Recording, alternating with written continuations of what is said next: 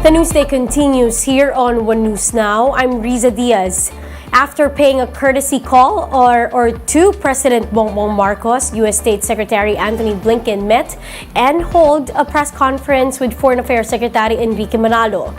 For details, Camille Samont is reporting to us live from Makati. Camille, can you tell us details about the said meeting?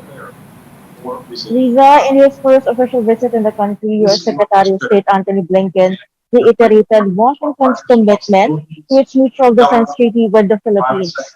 Blinken said his visit will further strengthen the alliance between the Philippines and the U.S. He also expressed intent to work with the Marcos administration to secure maritime domain, reaffirming that any armed attack in the South China Sea would trigger obligations under the treaty. On the recent tension between China and Taiwan, meanwhile, the U.S. officials stressed that the lines of communication should be kept open to manage and de-escalate the tension. Recall that China earlier canceled and suspended a number of talks with Washington in response to U.S. House Speaker Nancy Pelosi's visit to Taipei. Blinken also vowed that the U.S. will remain steady and ready to stand with the Philippines and other allied countries in upholding independent sovereignty.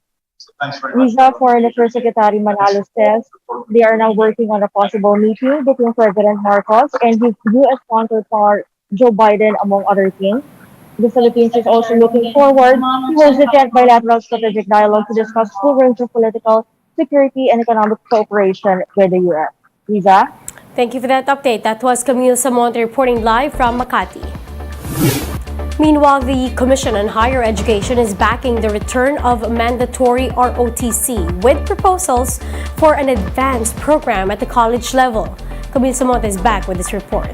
The ROTC program as a mandatory component. Mandatory ROTC is among President Bongbong Marcos' priority measures. With this, the Commission on Higher Education is supporting the proposal as well. Once mandatory ROTC for senior high school pushes through, an optional advanced ROTC program will be implemented at the college level. De Vera said this program will be skills-based. Those who will complete the program will receive a diploma or certificate in military sciences or disaster management. The Commission will also amend the National Service Training Program currently implemented in college. Ang mangyayari dito ay yung advanced ROTC as an option sa NSTP will already produce possible officers that can be recruited into the armed forces or to the reserve corps. However, some students are still hesitant to participate in the program. Kasi di ba po sa ibang military service po may nagkakaroon po ng hazing, tapos yung iba po na-abuse po ng mga ibang kasama po sa pagtitraining po, di ba? Kasi minsan may mga nasasaktan na babalta na hazing po. The mandatory ROTC was abolished in 2002 after the death of University of Santo Tomas student Mark Chua, who was killed by his ROTC fellow after exposing the corruption and anomalies within the training corps. Chua's friend and former abolished ROTC spokesperson Attorney Vijay Topacio expresses concerns over the imposition of mandatory ROTC. Yung hustisya para sa pamilya ni Mark Wilson Chua at sa lahat ng Tomasino ay hindi pa nakakamit ng buo kasi may mga hindi pa nahuhuli. Sa years and decades of abuses, tama na, huwag na nating ibalik. Some legislators, including Senator Bato de la Rosa, have also thrown their support for mandatory ROTC. For News 5, Camille Samonte, we are One News. We'll be back with more stories after the break. Keep it here on One News.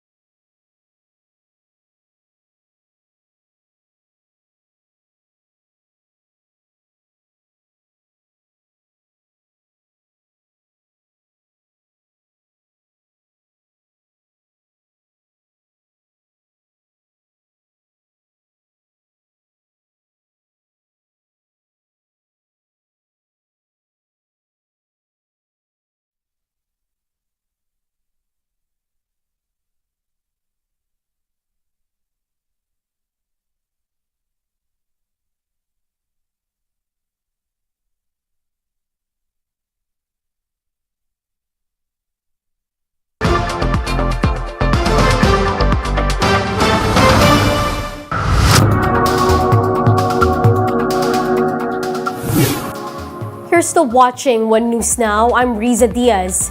Several countries, not only the Philippines, are sounding alarms over rising inflation.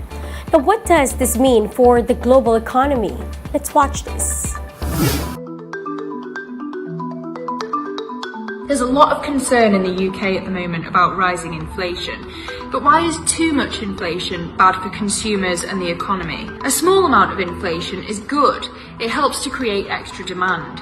If you knew that prices were going to be lower next year, you'd be more likely to delay your purchases. That's why the Bank of England's target is 2%. It's not zero because that would invite the risk of deflation. There are other advantages to having a bit of inflation. If tax thresholds are set and don't move in line with inflation, then if wages do increase with inflation, it means that the Treasury will collect more tax revenues. Also, if inflation is rising, then public debt as a share of GDP shrinks, helping to control the public finances. That was the story after the Second World War. But sometimes inflation can grow too fast. That means it's hard for businesses to set the right prices. And there's also a cost of changing prices. Just imagine being a restaurant owner having to tinker with the menus. High inflation also means that investment now will generate lower returns in future. This is what happened in the 1970s. High inflation meant that companies invested less, harming UK productivity and crashing the structural capacity of the UK economy. Hence, Britain was known as the sick man of Europe. For consumers too, it's harder to plan spending, and when price growth outstrips wage growth, it means that people have less to spend on the things they want and need. The value of people's savings also falls. If inflation gets so high that the Bank of England responds aggressively by hiking interest rates, then the effect can be that people consume less, holding back economic growth. But if people don't trust that the central bank can tame inflation, they may start demanding higher wages. To pay for higher wages, their employers may start charging higher prices, and it can be difficult to end the wage price spiral. All in all, the ideal scenario is consistent low inflation. Let's now take a quick look at today's other top stories. The NDRRMC reports that nearly 500,000 individuals were affected by the magnitude 7 tremor that rocked northern Luzon last week. Death toll, meanwhile, has been tallied at 11, while the number of injured individuals has climbed to over 500. The Philippine Embassy in Israel has advised Filipinos to remain vigilant and observant of their surroundings. This comes after Israel unleashed a wave of airstrikes in Gaza, killing at least 10 people, including a top commander of a Palestinian militant group. Another round of oil price rollback is in the offing next week. Unioil projects that prices of diesel would decrease by up to 2 pesos and 20 centavos per liter, while gasoline prices would go down by up to 2 pesos and 10 centavos. Now, for more updates, visit News 5, the Philippine Star, and Business World Online. Visit our website, onenews.ph, for more in-depth analysis. You can also catch One News on Signal Play app. Register for a free account now at www.signalplay.com and stream One News live anytime, anywhere. Mask on, wash hands, and stay safe, Philippines. I'm Riza Diaz. We are One News.